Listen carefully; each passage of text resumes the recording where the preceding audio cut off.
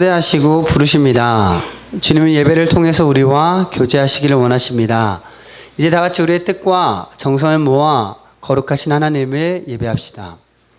버러지 같은 너 야곱아, 너희 이스라엘 사람들아 두려워하지 말라. 나 여호와가 말하노니 내가 너를 도울 것이라. 내 구속자는 이스라엘의 거룩한 이인이라. 두려워하지 말라. 내가 너와 함께함이라. 놀라지 말라. 나는 내 하나님이 됨이라. 내가 너를 굳세게 하리라. 참으로 너를 도와주리라. 참으로 나의 의로운 손으로 너를 붙들리라. 하나님은 영이시니 예배하는 자가 영과 진리로 예배할지니라. 아멘.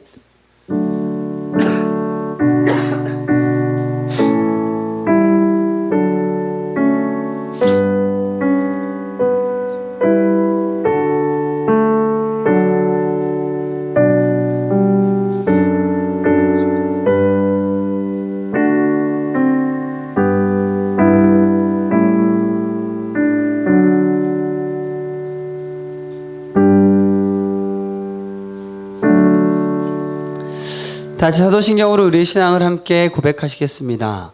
나는 전능하신 아버지 하나님 천지의 창조주를 믿습니다. 나는 그의 유일하신 아들 우리 주 예수 그리스도를 믿습니다. 그는 성령으로 잉태되어 동정녀 마리아에게서 나시고 본디오 빌라도에게 고난을 받아 십자가에 못 박혀 죽으시고 장사된 지 사흘 만에 죽은 자 가운데서 다시 살아나셨으며 하늘에 오르시어 전능하신 아버지 하나님 우편에 앉아 계시다가 거기로부터 살아있는 자와 죽은 자를 심판하러 오십니다. 나는 성령을 믿으며 거룩한 공교회와 성도의 교제와 죄를 용서받는 것과 몸의 부활과 영생을 믿습니다. 아멘. 하나님은 우리 자신의 죄와 허물과 잘못을 거짓없이 고백할 때 우리 가운데 용서의 손길을 허락하십니다. 이제 한 주간의 삶을 돌아보며 주님과 나만이 아는 죄를 가지고 주님께 참회의 기도를 드립시다. 함께 기도하겠습니다.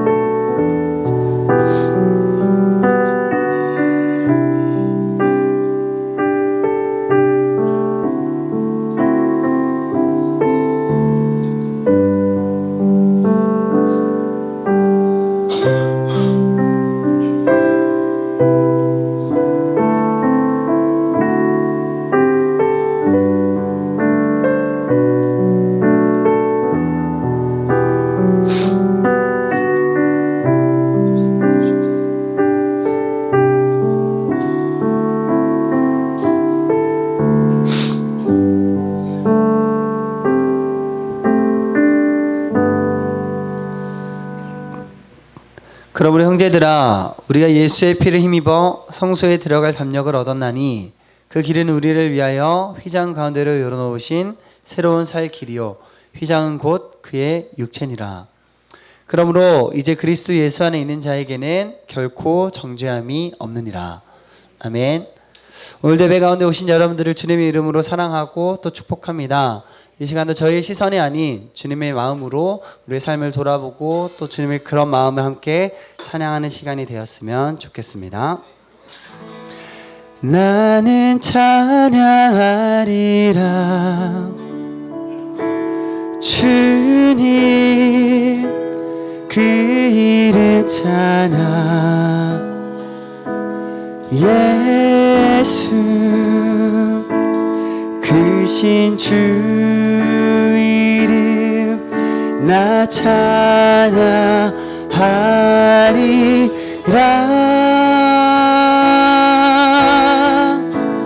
나는 찬양하리라 주님 그 이름 찬양 예수 크신 주 이름 나 찬양하리라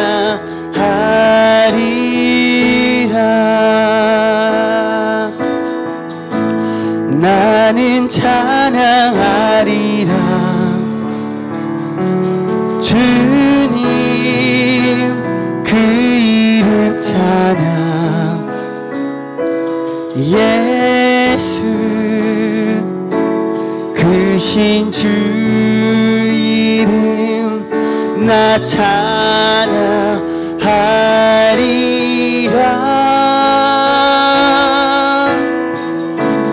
나는 찬양하리라. 주님 그 이름 찬양. 예수 크신 주 이름 나 찬양하리라. 나는 영광 돌리리. 나는 영광 돌리리. 주님 영광의 이름. 예수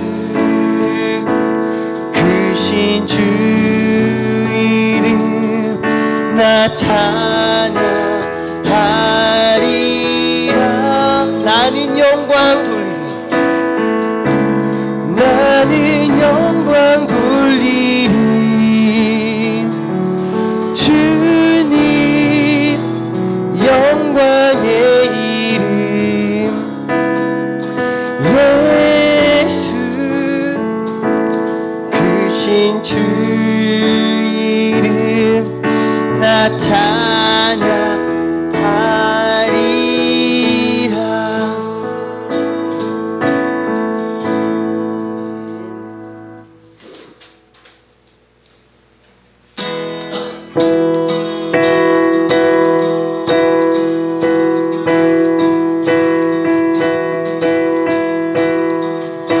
내 맘의 눈을 여소서. 내 맘의 눈을 열어 주 보게 하소서. 주 보게 하소서. 내 맘의 눈을 여소서. 내 맘의 눈을 여소서. 내 맘의 눈을 열어 주 보게 하소서. 주 보게 하소서. 우리 한 번 더 내 맘의 눈을 여소서. 내 맘의 눈을 여소서. 내 맘의 눈을 열어 주 보게 하소서. 주 보게 하소서. 우리 한 번 더 내 맘의 눈을 여소서. 내 맘의 눈을 여소서. 내 맘의 눈을 열어 주 보게 하소서. 주 보게 하소서. 주 이름 높이 들리고 영광의 빛 비춰주시며 권능 넘치길 보길 원하네. 거룩 거룩 거룩 거룩 거룩 거룩 거룩 거룩 거룩 거룩 주 보게 하소서. 거룩 거룩 거룩 거룩 거룩 거룩 거룩 거룩 거룩 거룩 주 보게 하소서. 다시 한번 내 맘의 눈을 여소서. 내 맘의 눈을 여소서. 내 맘의 눈을 열어 주 보게 하소서. 주 보게 하소서. 내 맘의 눈을 여소서. 내 맘의 눈을 열어 주 보게 하소서. 주 보게 하소서. 아멘. 주 이름 높이 들리고 주 이름 높이 들리고 영광의 빛 비춰주시며 권능 넘치길 보길 원하네. 거룩 주 이름 높이 들리고 영광의 빛 비춰주시며 권능 넘치길 보길 원하네. 거룩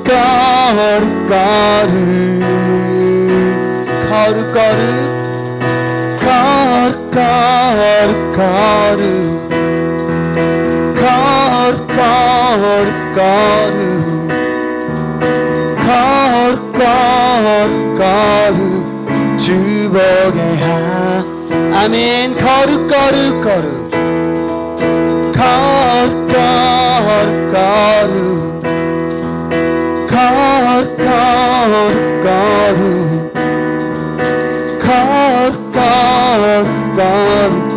주 보게 하소서. 내 맘에 눈을 여소서. 내 맘에 눈을 여소서. 내 맘에 눈을 열어 주 보게 하소서. 주 보게 하소서. 내 맘에 눈을 여소서. 내 맘에 눈을 여소서. 내 맘에 눈을 열어 주 보게 하소서. 주 보게 하소서.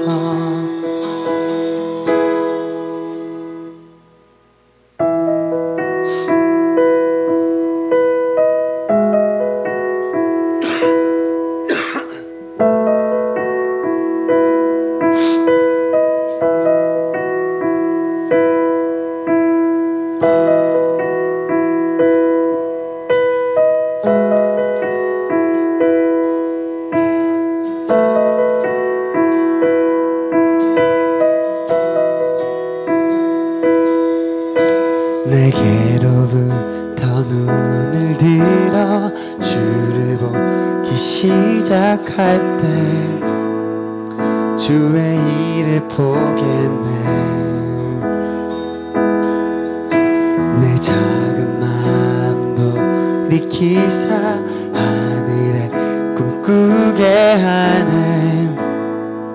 주님을 볼 때 모든 시선을 주님께 드리고 살아계신 하나님을 느낄 때 내 삶은 주의 역사가 되고 하나님이 일하기 시작한 아멘.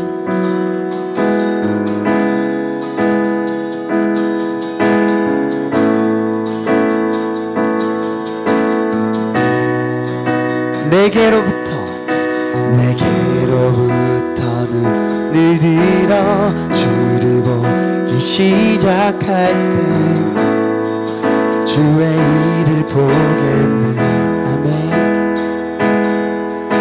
내 작은 마음도 일으키사 하늘에 꿈꾸게 하네. 주님을 우리 2절로 고백할까요? 성령이 나를 변화시켜 성령이 나를 변화시켜 모든 두려움 사라질 때 주의 일을 보겠네. 아멘. 황폐한 땅 한가운데서 주님 마음 알게 되리. 주님을 볼 때 모든 시선을 주님께 드리. 살아계신 하나님을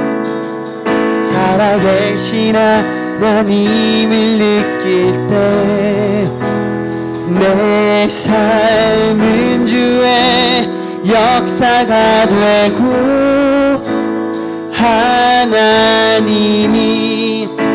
일하기 시작한 모든 시선을 주님께 드리고 전능하신 하나님을 느낄 때 세상은 주의 나라가 되고 하나님이 우리 다시 한번 고백하겠습니다. 모든 시선을 주님께 드리고 살아계신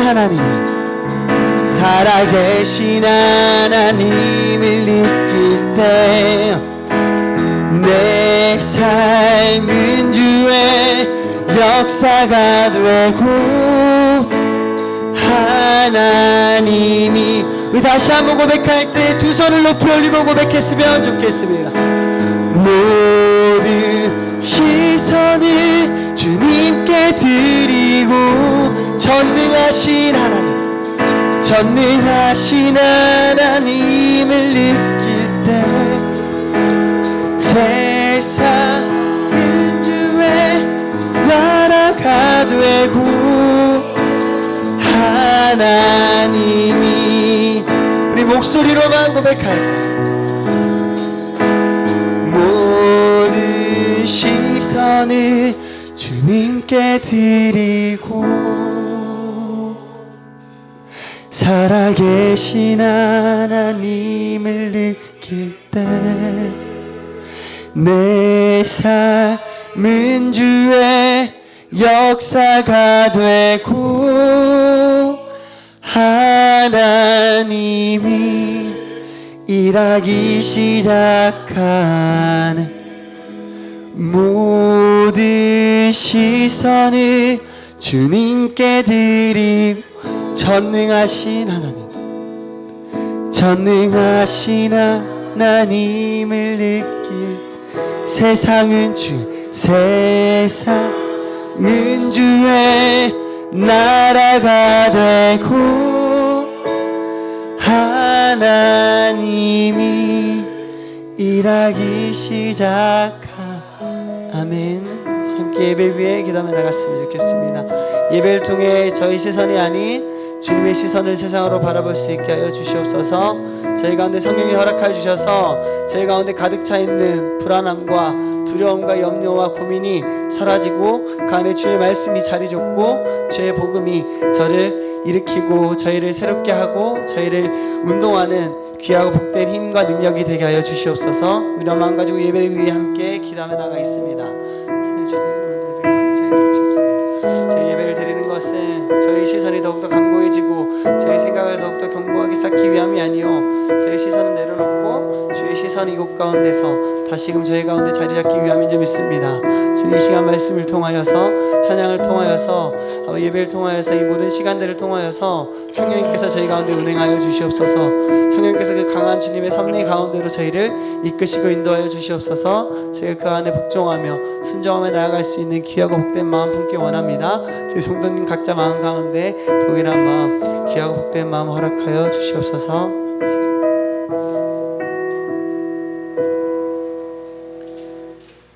은혜와 진리가 충만하신 하나님, 거룩한 주의 날에 선한 목자 교회에서 예배드리게 하심을 감사드립니다. 주님이 세우신 이 교회가 언제나 믿음의 불꽃이 꺼지지 않게 도와주시옵소서.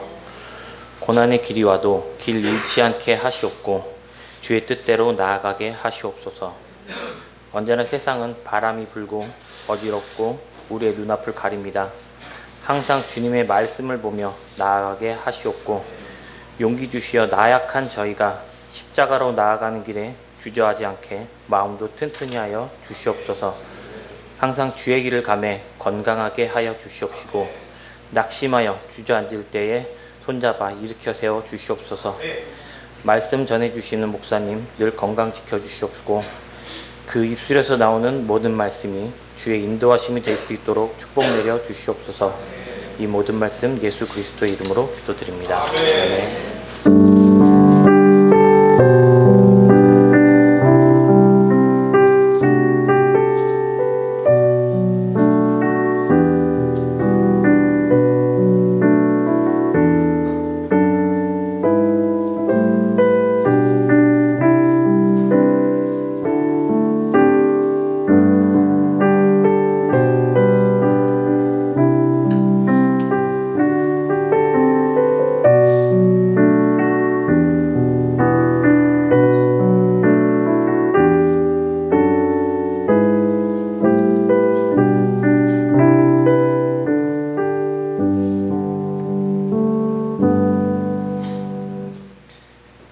하나님께서 우리에게 주시는 말씀은 에베소서 4장 15절에서 16절 말씀입니다. 신약성경 에베소서 4장 15, 16절 말씀입니다.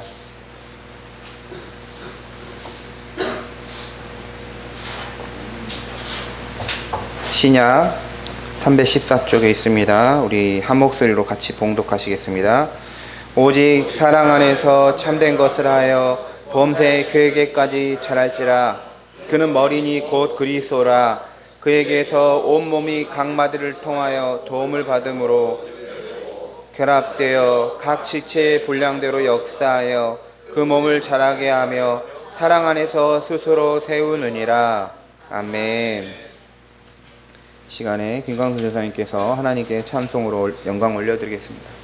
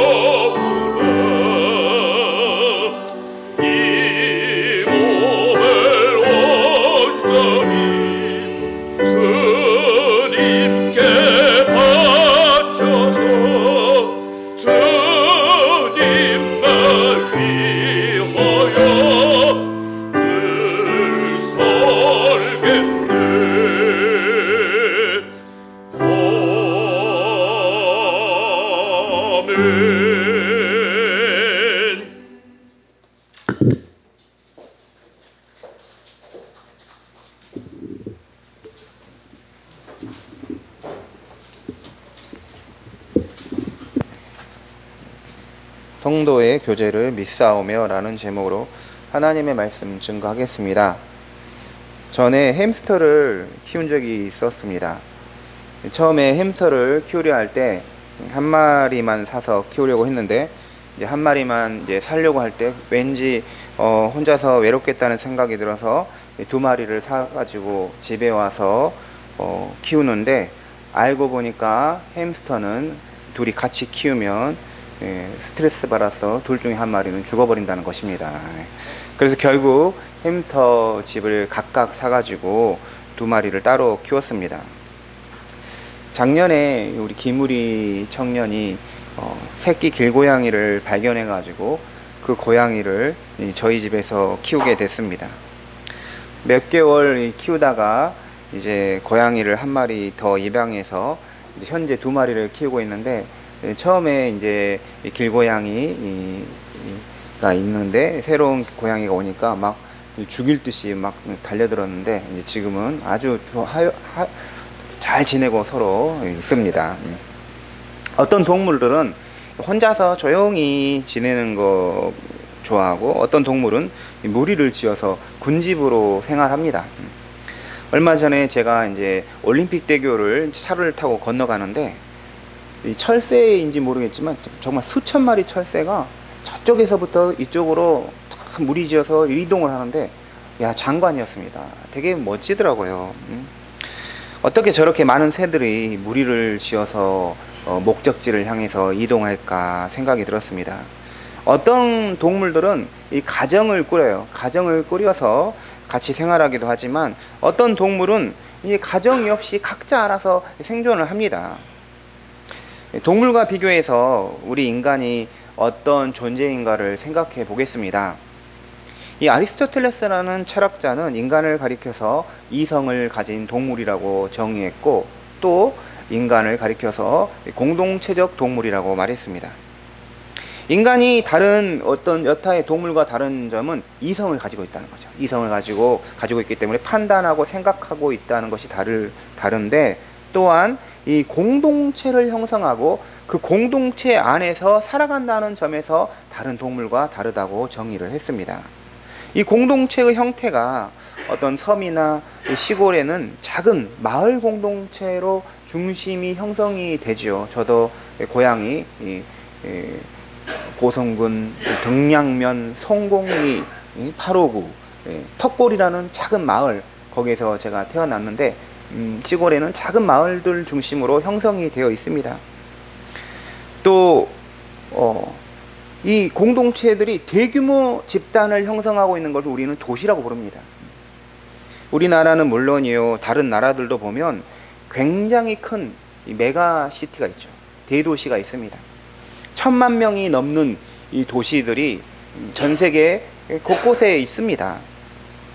인간만큼 우리 같은 종이 어울려서 사는 동물도 없죠.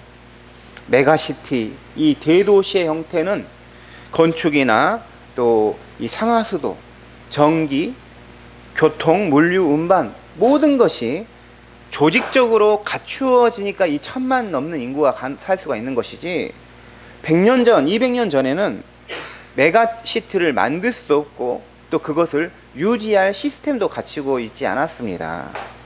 철학자 아리스토텔레스가 인간을 가리켜서 공동체적인 동물이라고 정의했다면, 성경은 인간을 무엇이라고 말할까요?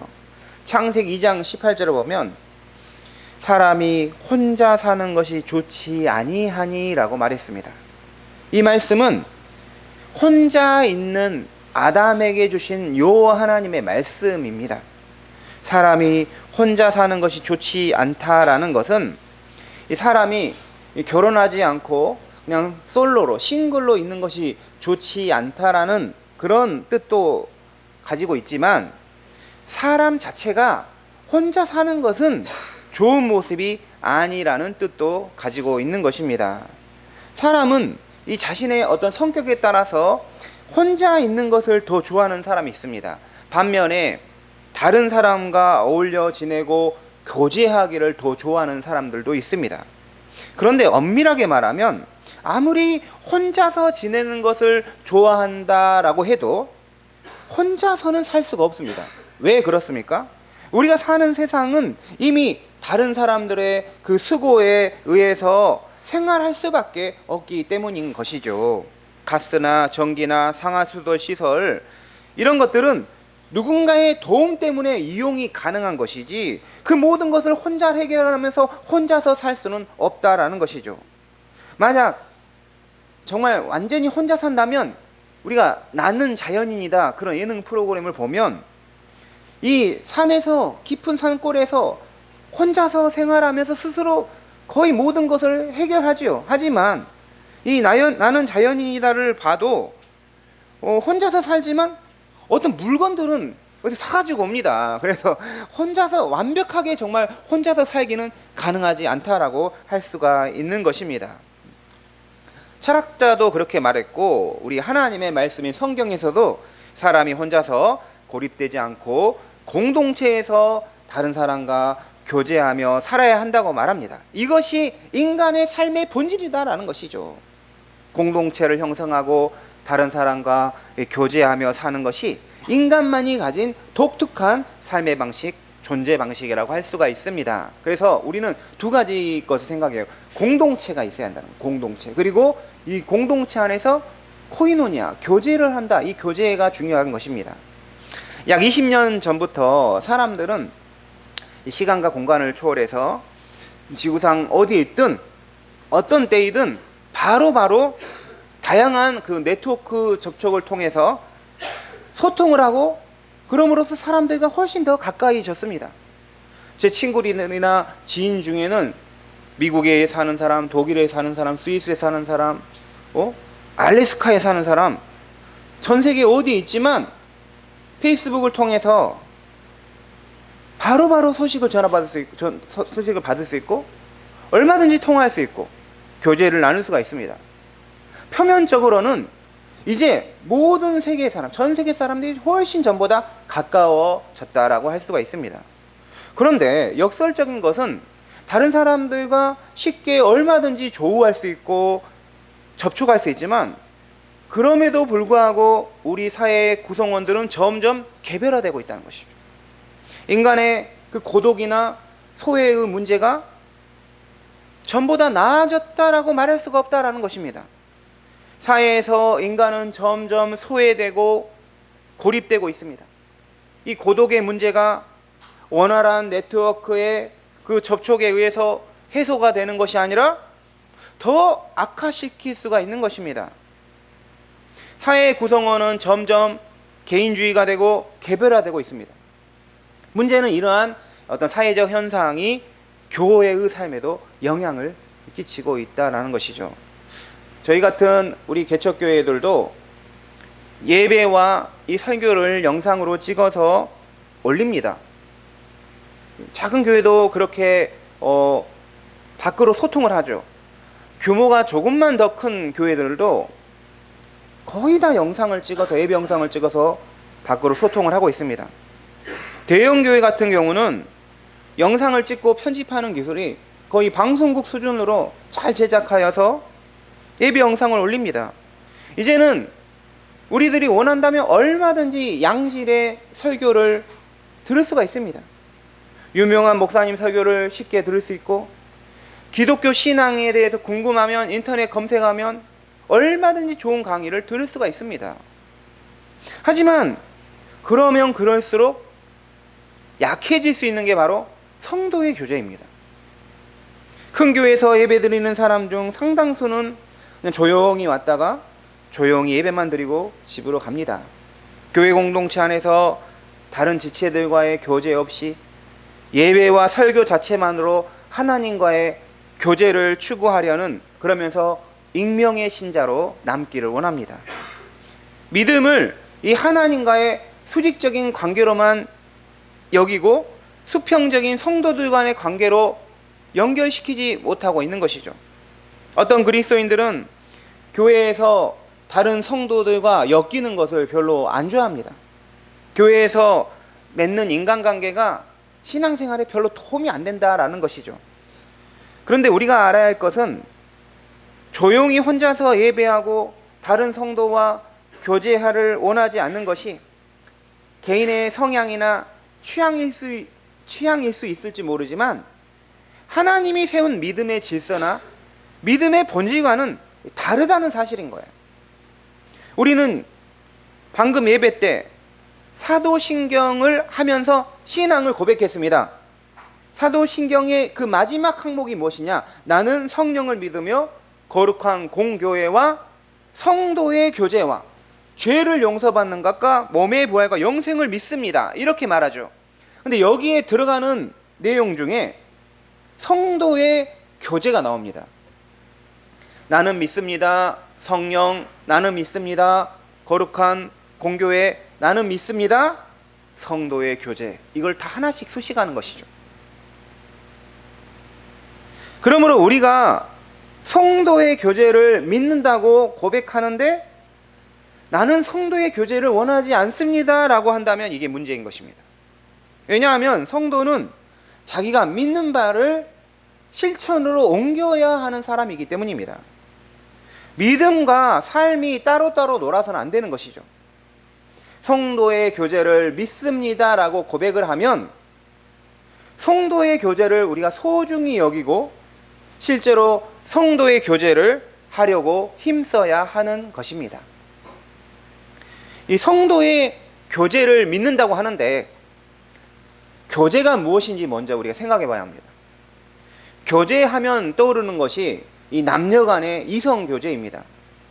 두 남녀가 어떤 썸을 타다가 극적으로 둘이 사귀게 되는 것, 이런 게 교제이죠. 남녀 간의 교제입니다. 그런데 이 교제는 남성과 여성 간의 교제만 있는 게 아니라 이 동성 간의 교제도 있죠. 동성 친구들과도 우리는 친하게 지냅니다. 친구들과 같이 공부하고 밥도 먹고 영화를 보고 이런 것도 교제입니다. 친한 친구와 함께 여행을 갈 수도 있고 운동도 같이 할 수 있습니다. 우리는 회사에서도 다른 이 동료와도 교제를 나눕니다. 회사에서 마음 맞는 동료와 함께 식사도 같이 할 수 있고 사적인 대화도 나눌 수 있고 힘든 일을 서로 이야기할 수가 있습니다. 또 사람들은 공통의 취미와 목적을 가지고 교제를 할 수 있습니다. 얼마 전에 이제 학교에 밑에 있는 식당에서 식사를 하는데 이 아차산에서 이 등산을 하고 내려오신 이 산악회 회원들이 그 식당을 거의 점령을 하신 거예요. 한 20명이 넘는 분들이 다 점령하면서 저희한테 이걸 다 빌리려고 했는데 다 못 빌렸다 하면서 죄송하다, 우리 좀 이해해 주시라 하면서 이 산악회 모임을 하는데 야, 신년 인사를 하면서 막 우리 위하여 우리 건강하고 이렇게 합시다 막 하는데 굉장히 돈독하고 끈끈하다라는 생각이 들었습니다. 세상에서도 여러 형태의 교제의 모임이 있죠. 하지만 이 교회의 이 교제, 성도의 교제는 세상의 교제의 형태와는 다르다는 것이죠. 무엇이 다르고 무엇이 성도의 교제인지 오늘 말씀을 통해서 우리가 두 가지를 살펴보도록 하겠습니다. 첫째는 이 성도의 교제는 그리스도가 이 교제의 주인이 되신다는 것입니다. 예수님이 성도의 교제를 이끌어 가십니다. 우리 에베소 4장 15절 읽었지만 다시 한번 읽겠습니다. 시작. 오직 사랑 안에서 참된 것을 하여 범사에 그에게까지 자랄지라. 그는 머리니 곧 아멘. 네. 그리스도에게로 자라는 것이 성도의 교제의 목적이고 그리스도의 통치를 받는 게 성도의 교제이다라는 것이죠. 교회는 어떤 곳입니까? 성도의 교제가 있는 곳인데 그래 그 점에서 세상에는 성도의 교제가 없습니다. 왜 그렇습니까? 세상의 모든 이 교제는 자기 자체의 목적 안에서 교제가 이루어지기 때문입니다. 우리 그리스도인들의 교제는 이 세상에 있는 산악회나 어떤 독서 모임이나 탁구 동호회 이런 것과는 근본적으로 다릅니다. 제가 그 위례 호수공원이 있는데 저희 집 옆에 위례 호수공원이 있는데 위례 호수공원에서 참 특이한 모임을 봤어요. 나이대가 다양한데 그 호수공원을 한 바퀴 도는 그 모임이더라고요. 근데 되게 막 저런 모임이 다 있을까 할 정도로 그래서 마지막에 이제 그 운동이 다 끝날 때 자기가 어떻게 좋았다 하는 걸 서로 나누면서 이제 해산하고 그럼 다음에 또 만나겠습니다. 이런 모임이 있더라고요. 그런데 어떤 산악회나 독서 모임, 또 해병대 전후의 모임, 뭐 향후의 모임 이런 걸 보면 말 그대로 그 모임의 이름 자체에 성격이 다 담고 있죠. 목적이 담겨 있죠.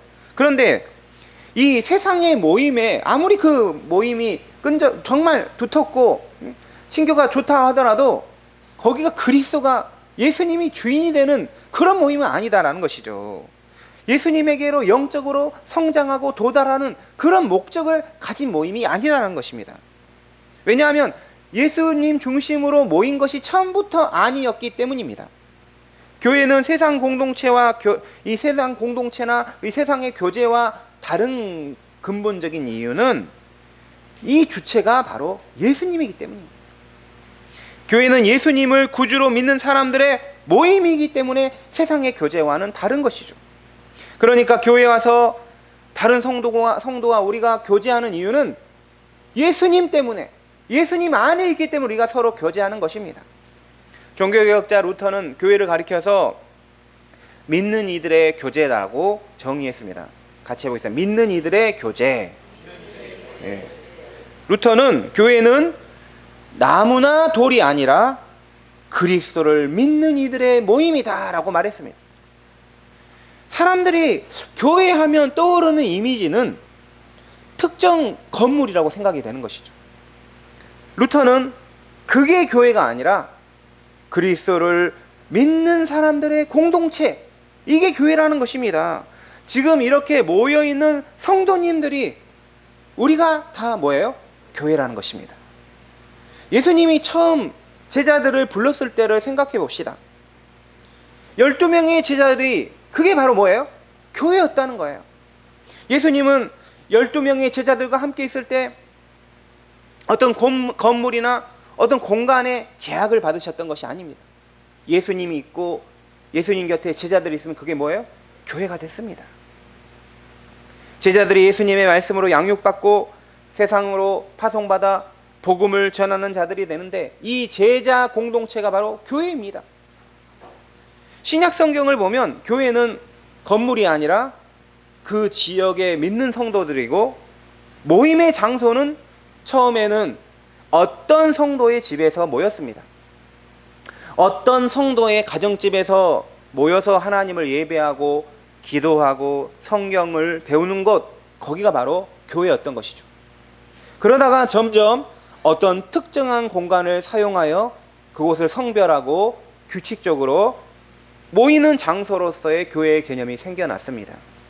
하지만 후에는 이제 성도로서 이 모임보다도 장소로서 돌이나 어떤 나무, 그런 건축물, 교회당이 교회라는 인식을 가지게 된 것입니다. 그러므로 주님께서 교회라 여기시는 것은 우리는 건물 자체보다 뭐예요? 성도님이 교회라는 것입니다. 우리들이 교회라는 것입니다. 우리가 예배로 모이는 이곳에 주님이 계시고 주님이 이 공동체의 주인이 되실 때 이곳이 교회인 것입니다. 하지만 우리가 이 예배의 장소로서 성도님들을 수용하고 같이 친교를 나눌 수 있는 공간도 우리는 예배당, 교회당이라고 여길 수 있고 이것도 소중한 공간이라고 할 수가 있는 것입니다. 우리 성도님 중에 누가 본인 집을 내어주면서 우리 교회에서 우리 집에서 예배합시다 이렇게 쉽지 않다라는 것입니다. 그렇기 때문에 우리가 이렇게 하나님께서 이 선한 목자 교회 건물을 이렇게 주신 것 정말 감사한 거예요. 이곳에서 우리가 함께 모여서 예배할 때 우리가 바로 교회가 되는 것입니다. 둘째는 이 성도의 교제는 그리스도 안에서 서로 도움을 주고받으며 서로 연합하는 것이 성도의 교제입니다. 16절 말씀입니다. 그에게서 온몸이 각 마디를 통하여 도움을 받음으로 연결되고 결합되어 이렇게 말합니다. 이 16절은 성도의 교제가 무엇인지를 우리에게 분명하게 말해줍니다. 온 마음이 각 마디를 통하여 도움을 받는다는 거예요. 주님에게 받은 은사와 은혜들을 서로 나눠주면서 서로 도움을 주고 받게 된다라는 것입니다. 저는 목사이고 전도사님, 장로님, 권사님, 뭐 집사님, 우리 다 같이 있잖아요. 성도님들. 우리가 서로 뭐예요? 받은 은혜들을, 하나님께 받은 은혜들을 나누어 주면서 서로 도움을 주고 받는다는 거예요. 이게 교회입니다. 하나님은 어떤 사람에게도 100%를 주시지 않습니다. 자가 발전할 수 있도록, 자족할 수 있도록 은혜를 다 주는 게 아니라는 것이죠. 뭔가 부족하게 은혜와 은사를 주시죠. 그리고 다른 사람에게 또 은혜와 은사를 줘서 서로 도움을 주고받게 하신다라는 것이죠. 만약에 하나님이 나는 더 이상 다른 사람의 도움도 받을 수 없고 스스로 충족할 수 있게 되게 만든다면 그 사람이 교회의 머리가 되어버립니다. 위험하게 되는 것입니다. 어떤 사람에게는 상대적으로 더 많은 은사를 주시고 또 어떤 사람에게 상대적으로 더 적은 은사를 주시지만 어떤 은사도 없을 정도로 아무것도 없는 사람도 없고 100% 다른 사람에게 도움 안 받아도 될 만한 모든 것을 가진 은사를 받은 사람도 없다라는 것이죠. 제가 우리 김라엘 어린이랑 주일에 예배 끝나고 식사하고 나서 성경 공부를 합니다. 보신 분 있을 거예요. 제가 라엘이에게 한글을 읽으면서 성경, 그림 동화를 읽어주면서 한글도 가르쳐주고 같이 성경 공부를 합니다. 제가 라엘을 가르쳐주는데 역설적으로 저도 라엘이에게 도움을 받아요. 무슨 도움을 받느냐? 이 라엘이의 눈빛과 표정, 리액션, 그걸 보면 나 열심히 준비해야 되겠다. 사실 거의 준비 안 하거든요. 즉흥적으로 하는데 뭔가 이 라엘이가 아멘으로 받고 이런 모습이 내가 열심히 더 해야 되겠다. 뭔가 받는다는 거예요. 그러니까 라엘이에게 다 줘요. 주는데 받습니다. 이게 바로 성도의 교제라는 것입니다. 온몸이 각 마디를 통하여 도움을 받는다. 우리 교회도 이제 앞으로 믿지 않는 불신자분들이 오셔서 예수 믿고 구원받는 역사가 일어나길 원합니다. 또한 우리 교회도 믿음을 잠시 상실하고 시험에 들었다가 다시 이 교회에 와서 믿음을 가지고 하나님 앞에 바로 서는 그런 역사가 일어나길 바랍니다. 연약하고 믿음이 없던 분들, 또 시험에 들었다가 다시 믿음이 세워지면 그런 분들이 있는 것 자체가 우리에게 큰 도움이 되는 거예요. 그분들도 우리에게 도움을 받지만 우리도 그분에게 도움을 받고 있는 것입니다. 온몸이 각 마디를 통하여 도움을 받음으로 연결되고 결합된다. 이렇게 말합니다. 우리는 성도의 교제에 참여하는데 이 성도의 교제의 핵심은 서로 연결되고 서로 결합이 된다라는 것입니다. 한 몸에는, 이 몸에는 많은 지체들이 있습니다. 생각해 보십시오. 우리 몸의 이 기관들, 오장육부, 또 지체들이 얼마나 많습니까? 근데 이게 중요한 거는 몸 안에서 서로 연결되고 결합이 되어 있다라는 것입니다. 손가락이나 귀, 코 이런 것들이 몸에 붙어서 각자의 역할을 하고 있을 때 그것이 몸 전체와 결합되어 있는 것입니다. 그럼으로써 지체들이 몸에서 기능을 하고 또 몸으로부터 생명을 공급받고 생존할 수 있는 것이죠. 만약 손가락이 몸에 붙어 있지 않고 떨어져 나가면 어떻게 됩니까? 손가락이 썩고 결국은 죽게 되는 것입니다. 이 교회의 교제로부터 떨어져 나가는 자체가 더 이상 몸으로부터 생명을 공급받지 못하게 되는 것입니다. 아무리 건강한 지체라도 몸으로부터 떨어지면 점점 죽어가는 것입니다. 정말 믿음 생활 정말 열심히 잘하고 경건하고 신실하신 분이 교회를 떠나고 이 믿음의 교제에서 떨어져 나가는 순간 언제 그렇게 훌륭했냐, 언제 믿음이 좋았냐가 다 사라져버린다는 거죠. 불신자보다 더해질 수도 있는 것입니다. 성도님들, 우리에게 성도의 교제가 무엇입니까? 가장 중요한 성도의 교제는 우리가 예배에 참여하는 것 자체입니다. 함께 예배를 하면서 우리가 성도의 교제를 나누고 있는 거예요. 우리가 이곳에서 함께 예배하는 것 자체가 보이지 않는 영적 교제가 이루어지고 있는 것입니다. 같이 찬송하고 같이 기도하고 같이 설교를 듣고 같이 성찬식에 참여하고, 이 모든 게 성도의 교제예요. 또 주보를 보시면 교회 소식이 있습니다. 예전에는 교회 소식 광고가 예배 안에 있어야 되느냐 예배 바깥에 있어야 되느냐 논쟁이 있었습니다. 예배는 하나님께 드리는 것인데 광고는 사람들 간의 이야기이기 때문에 교회 예배에서 빼고 예배 끝나고 해야 된다. 예배 끝나고 광고를 하면 성도님들이 다 집중을 하기 때문에 어쩔 수 없이 예배 안에서 광고를 해야 된다. 어떤 교회는 봉헌 전에 광고를 하고 어떤 교회는 이제 설교 후에 광고를 하죠. 근데 저는 이 교회 소식이 반드시 예배 안에 있어야 된다라고 생각하는 사람입니다. 왜냐하면 신학적으로 그게 맞습니다. 왜냐하면 이 교회 소식이 바로 성도의 교제인 거예요. 그걸 알아야 됩니다. 모임을 안내하고 성도의 동정을 안내하고, 목회자 동정도 있습니다. 이런 것들을 안내하면서 우리가 서로 교제를 하고 있는 거예요. 그러니까 교회 소식을 나누는 것 자체도 성도의 교제가 있는 것입니다. 결혼식을 안내하고 장례식에 대해서 이야기하고 여러 가지 아픔에 대해서 이야기하고, 이런 것들도 성도의 교제라는 것입니다. 또 우리가 예배 후에 식사를 하는 것도 성도의 교제 중에 교제입니다. 점심 한 끼를 먹는다는 그런 것을 넘어서서 같이 교회에서 식사를 하고 있는 것 자체가 성도의 교제인 것입니다. 식사를 함께 하는 것은 교제를 나누는데 핵심 내용입니다. 우리가 밥 먹는 것만큼 교제를 하는 게 어디 있겠습니까?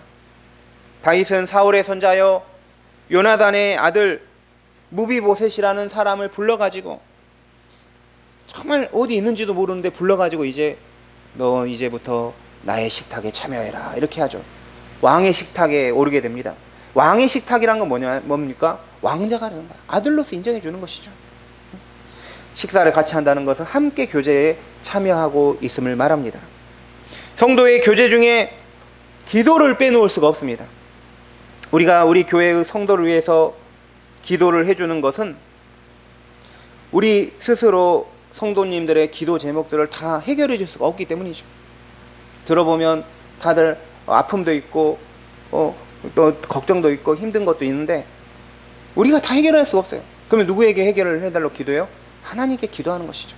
하나님께 기도하면 하나님께서 그 기도를 들어주시고 그러시는 것이죠. 우리가 성도를 위해서, 다른 성도를 위해, 교회를 위해서, 성도를 위해서 기도해 주는 것만큼 우리의 관심과 사랑을 표현해 주는 게 없습니다. 우리가 서로 기도해 주면서 서로 교제를 나누고 있는 것입니다. 저의 목표는 뭐냐면, 우리 성도님들이, 우리 교인 수가 많지 않기 때문에 한 명도 빠지지 않고 매일 기도하는 게 저의 목표입니다. 근데 이게 신기한 게, 우리 성도님 느끼나 못 느끼나 모르겠지만 제가 이름을 부르면서 기도를 하면 왠지 그냥 친해진 느낌이 들더라고요. 기도하면서 그냥 뭔가 가까워지는 느낌이 들어요. 그래서 얼굴을 보면 되게 반가워요. 네? 우리가 서로 기도해주면 그 안에서 보이지 않는 영적 교제가 이루어지고 있는 것입니다. 우리 성도님들을 위해서 함께 기도하는 성도님 되시기 바랍니다. 네. 저도 저희 교회 2024년 표가 무엇입니까? 주여 치유하게 하소서입니다. 이 치유하는 것은 우리가 주님과 연합하고 주님으로부터 치유의 은혜를 받는 것도 치유이지만, 성도의 교제를 나누다 보면 또 여기서 치유를 받을 수 있는 거예요. 사람들이 받은 상처는 대부분 사람들에게서 받은 상처입니다. 그래서 어떤 분은 사람들에게서 너무 치이고 상처 많이 받아서 사람 자체가 싫다고 말합니다. 그래서 하나님은 좋은데 교회도 어차피 사람들의 모임이니까 인터넷으로 하나님 예배하고 큰 교회 가서 조용히 예배한다든가 하는 방식으로 사람들을 회피하려는 경우가 있습니다. 근데 이건 좋은 방식이 아닙니다. 우리 이 교회에 올라오다 보면 김성현 장로님께서 써놓은 글귀가 있습니다. 인생의 방향은 예수님을 만나면, 또 신앙의 방향은 좋은 교회를 만나면 해결된다. 이런 글귀가 있습니다. 사람에게서 받은 상처는 사람에게서 치유가 돼야 돼요. 나는 어떤 이성에게 상처를 받아가지고 큰 상처를 받아, 난 절대 결혼 안 하겠다. 그러면 안 된다는 것이죠. 그런 상처도 다시 더 좋은 이성을 만나서 결혼하고 이름으로써 치유가 되는 것입니다. 우리가 교회에서 받은 상처가 있을 수 있죠. 다른 성도에게 받은 상처가 있을 수 있습니다. 이것들은 다 정말 좋은 교회를 만나면 얼마든지 상처가 회복이 되고 더 우리가 훌륭한 그리스도인으로 될 수가 있는 것입니다. 분명 교회가 부패하고 이상한 교회도 많이 있습니다. 하지만 좋은 교회도, 주님이 기뻐하시는 교회도 여전히 많습니다. 그러므로 우리가 스스로 좋은 교회가 되려고 해야 됩니다. 스스로 좋은 지체가 되려고 합니다. 그걸 위해서 모든 성도님들이 관심을 가지고 기도해 주시기 바랍니다. 저는 정말 감사한 것이 하나님께서 교회를 세상에 두신 것입니다. 이것만큼 감사한 게 없었습니다. 교회는 가장 이상적인 공동체를 하나님이 세상에 보여주신 모델입니다.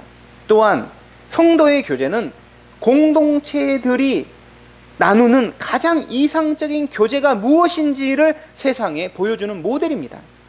가정도 믿음이 기초가 되지 않으면 세상적인 가치 기준에 휘둘려서 아무리 외적인 것들이 갖추어더라도 행복한 가정이 안 될 수가 있는 거예요. 믿음을 가져야 한다는 거죠. 하나님이 직접 세우신 공동체는 우리 가정과 교회입니다. 에덴 동산에서 하나님은 아담과 하와를 부부로 묶어주면서 가정을 직접 세워주셨습니다. 오순절 날에 마가다락방에 성령이 오시면서 거기에 있는 성도들이 교회가 되었습니다. 둘 다 하나님이 직접 세워주신 공동체입니다. 우리는 가정이 온전하게 세워지기를 위해서 기도해야 합니다. 또한 우리 교회가 온전히 세워지기를 기도해야 합니다. 오늘의 말씀을 마치도록 하겠습니다. 세상에서 하는 교제도 유익한 게 많지만 믿음의 교제, 성도의 교제를 능가할 수는 없습니다. 우리 성도님들 예배와 또 기도와 또 나눔을 통해서 성도의 교제가 얼마나 귀한지, 우리가 서로 도움을 주고받으며 서로 연락하여 하나가 되는 것입니다. 이런 것들이 얼마나 소중하고 귀한지 다 경험하시고 체험하시기 바랍니다. 성도의 교제를 믿을 뿐만 아니라 실제로 성도의 교제를 귀히 여기고 참여하시는 모든 성도님 되시기 바랍니다. 기도하시겠습니다. 하나님 아버지, 우리를 그리스도 안에서 묶어주시고 교회의 지체로 삼아주신 것 감사합니다. 이 선한 목자 교회를 통해서 우리의 믿음이 성장하고 또 우리가 다른 사람에게 도움을 받고 또 우리가 다른 사람에게 도움을 주면서 함께 연합하고 함께 결합되는 성도의 교제가 있게 하여 주시옵소서. 하나님, 우리가 교회를 소중히 여기고 사랑하고 또 우리 주신 가정도 소중히 여기고 가정과 교회가 온전하게 세워져 가게 하여 주시옵소서. 그럴 때 우리 세상도 더욱 아름다워지고 세상도 그리스도의 향기가 날 줄 믿습니다. 우리 모든 성도님들 지켜주시고 우리가 교회를 오는 것, 예배드린 걸 소중히 여기고 이것을 축복의 자리로 여기게 하여 주시옵소서. 감사드리며 예수님의 이름으로 기도드립니다. 아멘. 우리 찬송가 359장 찬송하시면서 봉헌하시겠습니다.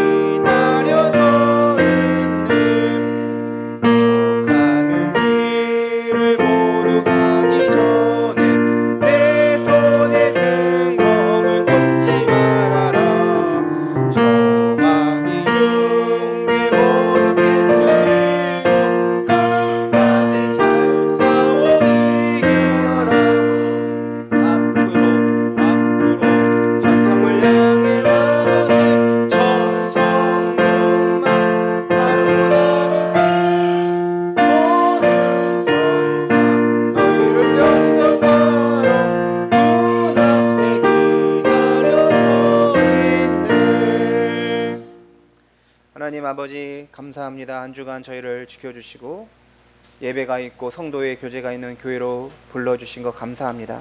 우리 선한 목자 교회를 세워주셨으니 우리가 믿음으로 하나가 되어 주시고 믿음으로 교제하면서 참 성도로서 좋은 성도가 되게 하여 주시옵소서. 그로 인해서 세상에 교회가 더 아름답고 좋은 소식을 전하는 곳이 되게 도와주시옵소서. 하나님, 주님께서 한 주간 지켜주신 은혜에 감사하여 또 우리가 예배를 드릴 때 주님께 봉헌을 드립니다. 우리의 봉헌을 주님께 드리면서 우리의 물질뿐만 아니라 마음도 드리고 우리의 몸도 드리고 우리의 순종도 주님께 드리기를 원합니다. 하나님, 우리의 작은 주님 안에서 하는 몸부림 기쁘게 받아주시고 교회를 세우고자 하는 각자의 자리에 그 열심들을 주님께서 기쁘게 받아주시고 그 순종의 열매들이 있게 하여 주시옵소서. 하나님, 주님이 세우신 이 교회 가운데 우리가 봉헌을 드린 것들이 정말 교회가 교회되게 하여 주시고 또 세상을 향한 그 파수꾼의 목소리를 낼 수 있도록 그 귀하게 합당하게 사용되게 하여 주시옵소서. 우리 드리는 손길 위에 주님께서 복의 복을 더하여 주시고 은혜 위에 은혜를 더하여 주셔서 그리스도 안에서 풍성한 넘치는 역사가 있게 하여 주시옵소서. 감사드리며 예수님의 이름으로 기도드립니다. 아멘.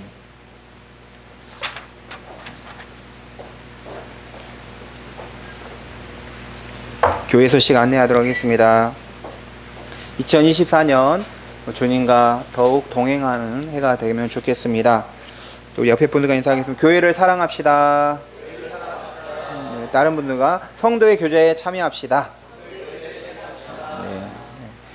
주중에 성경 읽기가 있습니다. 네. 우리 민수기 22, 23, 24장, 골로새 3장, 4장입니다. 점심 식사 후에 정리 여성 성도님들께서 해주시겠습니다. 우리 교회 직분자들을 위해서 기도하겠습니다. 다음 주에는 우리 항종직 직분자, 장로, 권사, 안수집사 임명을 하도록 하겠습니다. 그리고 교육자 동정 제가 내일 모레 화요일 또 목요일 23, 25일 세례교육 강의를 하게 됩니다. 그리고 토요일에는 미래를 사는 교회 청소년부 특강에 가게 됩니다. 이 청소년부 특강은 그냥 Q&A 시간을 가는 것입니다. 무작위로 궁금한 거를 물어봐서 제가 대답하는 식으로 하는데 이런 특강 강사로는 처음 갑니다. 우리 성도님들 기도해 주시면 감사하겠습니다. 네. 다 같이 일어나셔서 파송의 찬송 드리겠습니다.